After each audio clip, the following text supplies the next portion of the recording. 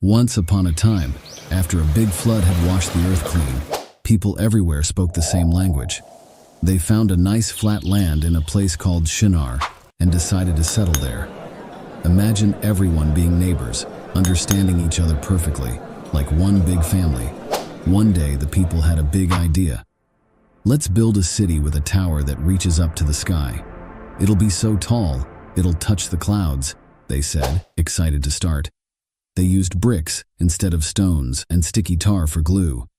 Everyone worked together, passing bricks and mixing tar, laughing and dreaming about their sky-high tower. But then, something unexpected happened. God looked down from heaven and saw the city and the tall tower. Look at them, all speaking the same language, working together on this big project. If they can do this, they'll think they can do anything. They're forgetting that some things are meant for God alone. So, God decided to mix things up a bit. Suddenly, when one person asked for a brick, another handed them a shovel. When someone needed more tar, they got a bucket of water instead. It was like everyone had started speaking in riddles. Confused and frustrated, they couldn't work together anymore. The tower that was supposed to reach the sky was left unfinished. Because they couldn't understand each other, people started to drift apart, forming smaller groups with those they could communicate with.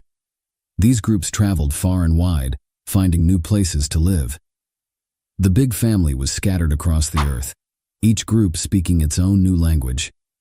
As the groups spread out from Babel, they traveled far to places where no one had lived before.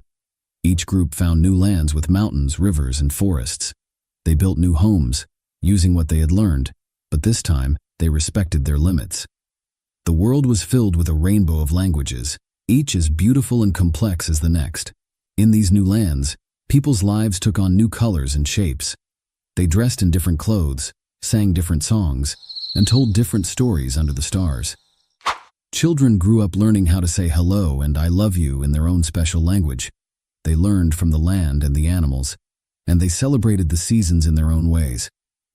In the end, the story of the Tower of Babel shows us that it's important to remember we're not all powerful, and that God has plans we might not understand. God made us all different, with many languages and ways of living, making the world a more interesting place. When we learn to listen and understand each other, we make not just buildings, but friendships that God smiles upon.